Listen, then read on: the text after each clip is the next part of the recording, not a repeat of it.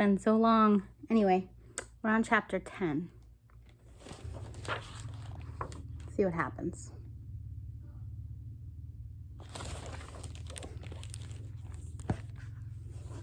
Lolly was a lumpy woman who spoke too loudly and who wore too much lipstick. She entered the house and immediately spotted Edward sitting on the living room couch. "What's this?" she said. She put down her suitcase and picked Edward up by one foot. She held him upside down. "That's Susanna," said Nellie. "Susanna," shouted Lolly. She gave Edward a shake. His dress was up over his head, and he could see nothing. Already he'd formed a deep and abiding hatred for Lolly. Uh-oh. She's not being very nice to him, though, is she? "Your father found her," said Nellie. "She came up in a net, and she didn't have any clothes on her, so I made her some dresses." "Have you gone skivvy?" shouted Lolly. "Rabbits don't need clothes." "Well," said Nellie. Her voice shook. This one seemed to. Lolly tossed Edward back on the couch. He landed face down with his arms over his head and his dress still over his face, and he stayed that way through dinner. "Why have you got out that old high chair?" shouted Lolly. "Oh, don't pay mind to it," said Nellie. "Your father was just gluing on a missing piece. Wasn't you, Lawrence?" "That's right," said Lawrence, without looking up from his plate. Of course, after dinner, Edward did not go outside and stand beneath the stars to have a smoke with Lawrence.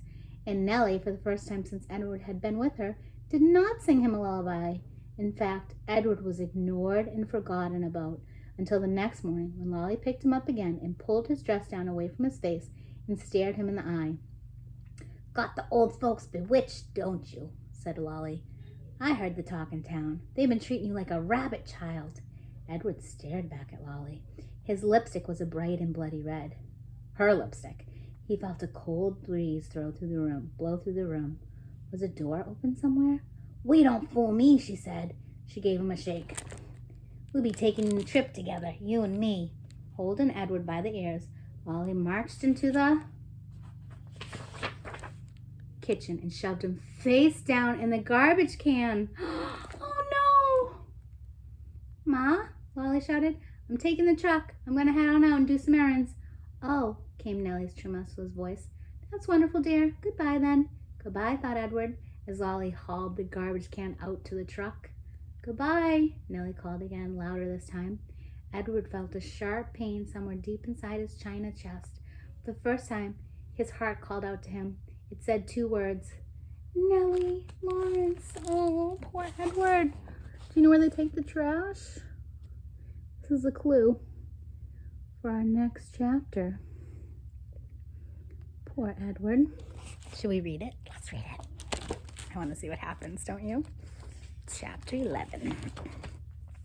Edward ended up at the dump. So this is a picture of the dump. Oh, hold on. Silly. This is a picture of the dump. So there's a tire, maybe some banana peels, where all your trash goes. Everyone's trash. So he's at the dump. Oh, he must be so scared. Edward ended up at the dump. He lay on top of some orange peels, some coffee grounds, some bacon, rancid bacon, rubber tires. The first night, he was at the top of the garbage heap, and so he was able to look up the stars and find comfort in their light. In the morning, a short man came climbing through the trash and rubble. He stopped when he was standing on top of the highest pile. Can you picture that? Close your eyes. Picture the garbage pile. So we took all the garbage cans and just dumped them in a big pile. He put his hands under his armpits and flapped his elbows. Can you do that? I don't know.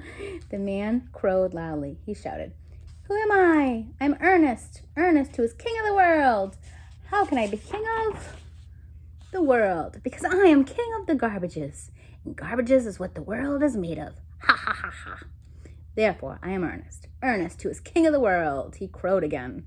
Edward was inclined to agree with Ernest's assessment of the world being made of garbage, especially after his second day at the dump, when a load of trash was deposited directly on top of him. He lay there, buried alive. He could not see the sky. He could not see the stars. He couldn't see anything. What kept Edward going, what gave him hope, was thinking of how he would find Lolly and exact his revenge. He would pick her up by the ears. He would bury her under a mountain of trash. Oh, he's angry, huh? But after almost 40 days and nights had passed, the weight and smell of the garbage above and below him clouded Edward's thoughts, and soon he gave up thinking about revenge and gave in to despair. It was worse, much worse, than being buried at sea. It was worse because Edward was a different rabbit now. He couldn't say how he was different. He just knew that he was. He remembered again Pellegrina's story about the princess who had loved nobody. Do you remember that story? It's been a while. Pellegrina is the grandmother, and she read a story about a princess who loved nobody. And the witch turned her into a warthog because she loved nobody. He understood that now. He heard Pellegrina say, "You disappoint me." "Why?" he asked her. "Why do I disappoint you?" But he knew the answer to that question, too. It was because he had not loved Abilene enough, and now she was gone from him. He would never be able to make it right. And Nellie and Lawrence were gone, too. He missed them terribly. He wanted to be with them. The rabbit wondered if that was love. Day after day passed, and Edward was aware of the time passing only because every morning he could hear Ernest performing his dawn ritual, cackling and crowing about being king of the world. On his 180th day at the dump, what's going to happen? What do you think? Salvation arrived for Edward in a most unusual form. The garbage around him shifted, and the rabbit heard the sniffing and panting of a dog. Where's Luna? She would love this part. Then came the frenzied sound of digging. The garbage shifted, and suddenly, miraculously, the beautiful buttery light of a late afternoon shone on Edward's face. Look, a dog rescued him. Dogs can be so kind. Thanks, dog. Okay, chapter 12 next time. Bye for now.